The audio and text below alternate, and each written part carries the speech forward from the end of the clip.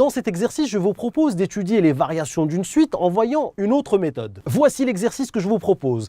Étudier les variations de la suite UN pour tout entier naturel n. UN est égal à 2 à la puissance n divisé par n plus 1. C'est une suite ici définie explicitement puisque UN dépend directement de n. Dans une vidéo précédente, nous avons vu une méthode qui consiste à calculer UN plus 1 moins UN et comparer UN plus 1 moins UN à 0, c'est-à-dire étudier le signe de UN plus 1 moins UN. Si UN plus 1 moins UN est positif, la suite UN est croissante. Si UN plus 1 moins UN est négatif pour tout entier naturel, alors on peut dire que la suite UN est décroissante. C'est une méthode que vous avez bien compris, on a vu ça dans une vidéo précédente. Dans cet exercice, je vous propose de voir une autre méthode. J'attire votre attention sur quelque chose de très important. Cette méthode ne fonctionne que si tous les termes de la suite sont strictement positifs. Regardez, méthode, si tous les termes sont strictement positifs, c'est-à-dire si je suis sûr que pour tout entier naturel n, UN est strictement positif. Attention, strictement positif. Ce qui est le cas ici pour notre suite. Pourquoi? Parce que 2 à la puissance n va être strictement positif pour tout entier naturel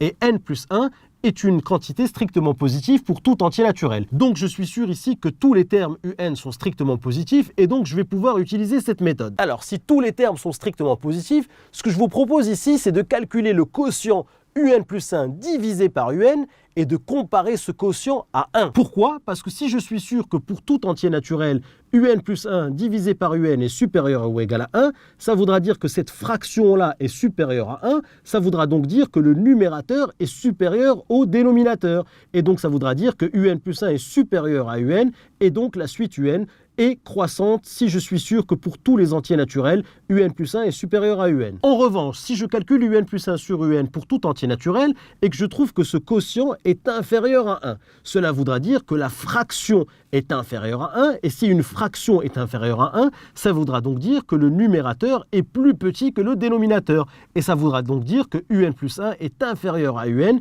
et donc que la suite UN est décroissante. Donc ce qu'il faut retenir pour cette méthode, c'est qu'on ne peut l'utiliser que si on est sûr que tous les termes sont strictement positifs.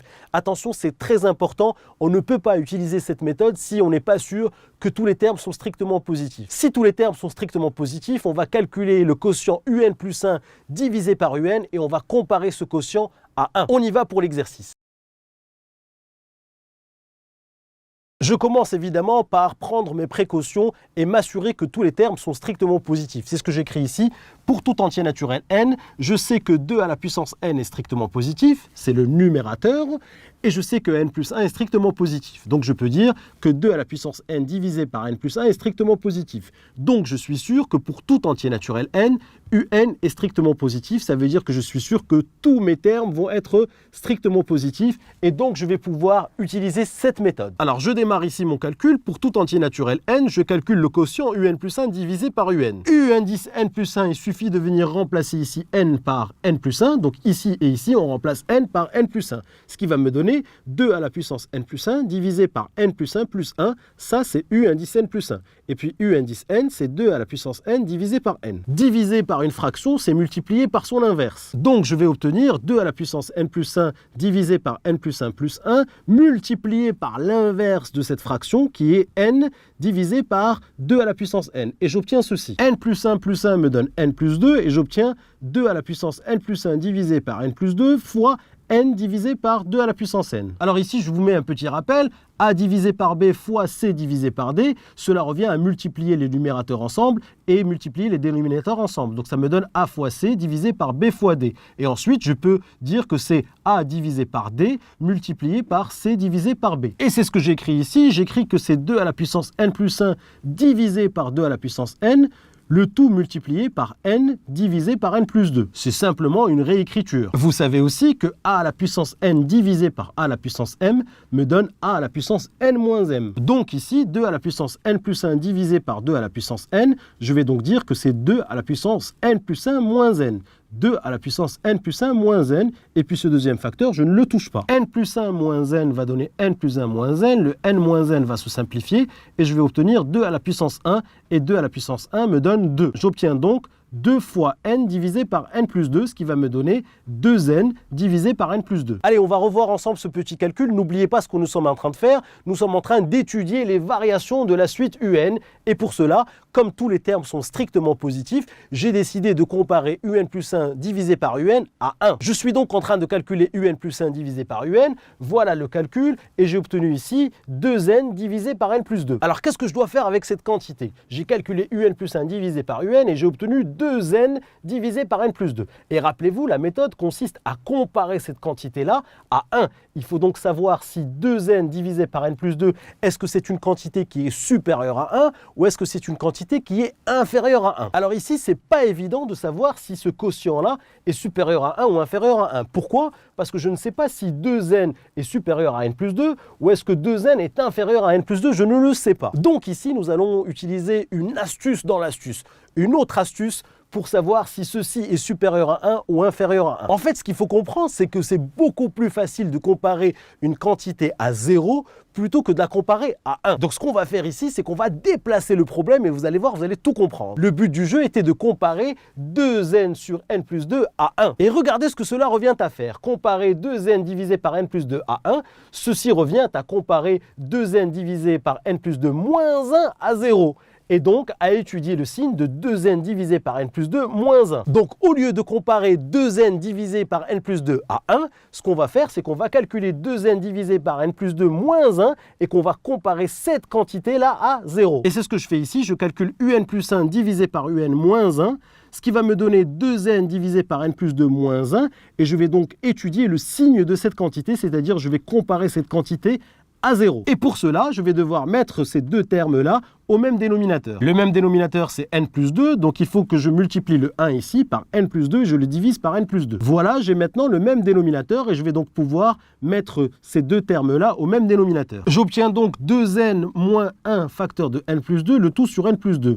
Et donc ça va me donner 2n moins n moins 2. 2n moins n moins 2 divisé par n plus 2. Et 2n moins n va me donner n. Et voilà ce que j'obtiens. J'obtiens n moins 2 divisé par n plus 2. Rappelez-vous de ce que nous sommes en train de faire. Nous sommes en train d'essayer de comparer cette quantité-là à 0. Et donc cette quantité-là, je viens de la calculer. Ça me donne n-2 divisé par n plus 2. Et donc il faut comparer cette quantité-là à 0. Et cela revient à étudier le signe de cette quantité. Et ça, c'est très facile, puisque maintenant que nous avons un quotient, il suffit d'étudier le signe du numérateur et le signe du dénominateur. Et pour cela, vous le savez, on va faire un tableau de signes très rapide. Regardez, n-2 divisé par n plus 2. Donc je mets ici n-2 à la première ligne, n plus 2 à la deuxième ligne, puis ensuite le quotient n-2 divisé par n plus 2. Rappelez-vous, n est un entier naturel, donc je suis sur 0 plus l'infini. Donc n-2, c'est une quantité qui s'annule pour n égale 2, puisque 2 moins 2 va donner 0. Cette quantité-là s'annule pour n égale 2. Alors si je prends un n qui est ici, prenons par exemple 10.